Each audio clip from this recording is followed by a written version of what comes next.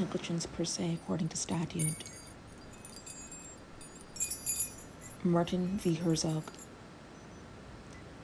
The action is one to recover damages for injuries resulting in death. Plaintiff and her husband, while driving toward Tarrytown in a buggy on the night of August 21st, 1915, were struck by the defendant's automobile coming in the opposite direction. They were thrown to the ground, and the man was killed. At the point of the collision, the highway makes a curve. The car was rounding the curve when suddenly it came upon the buggy, emerging, the defendant tells us, from the gloom.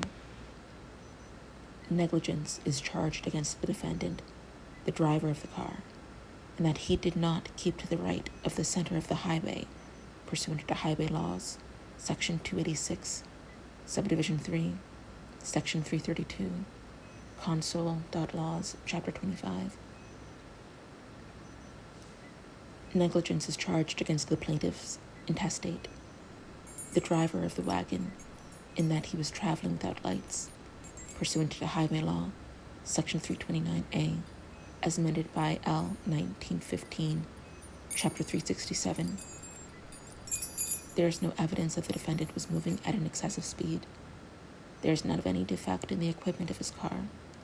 The beam of light from his lamps pointed to the right as the wheels of his car turned along the curve toward the left, and, looking in the direction of the plaintiff's approach, he was peering into the shadow.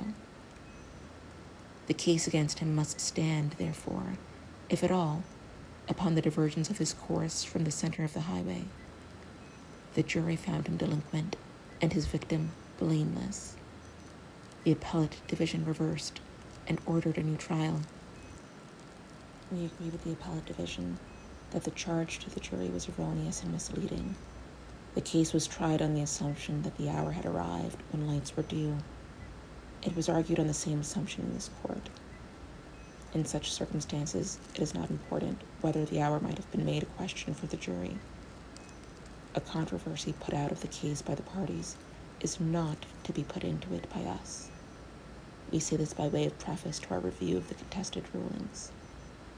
In the body of the charge, the trial judge said that the jury could consider the absence of light in determining whether the plaintiff's intestate was guilty of contributory negligence in failing to have a light upon the buggy as provided by law.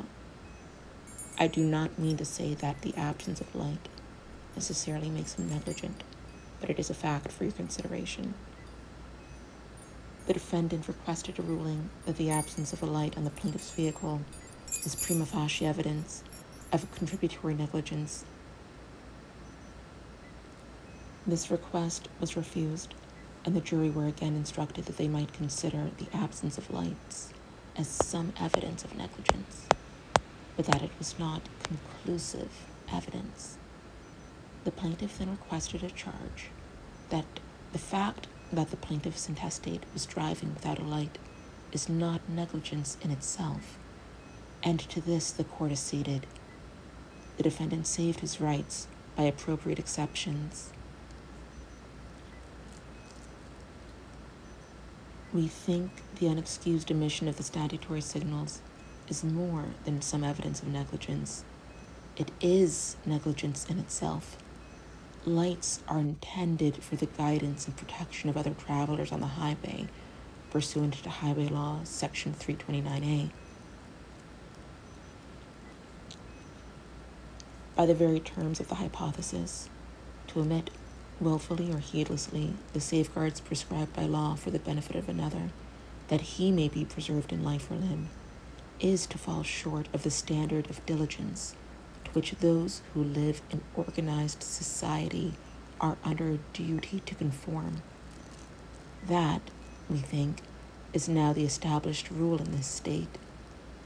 Whether the omission of an absolute duty, not willfully or heedlessly, but through unavoidable accident, is also to be characterized as negligence, is a question of nomenclature into which we need not enter, for it does not touch the case before us.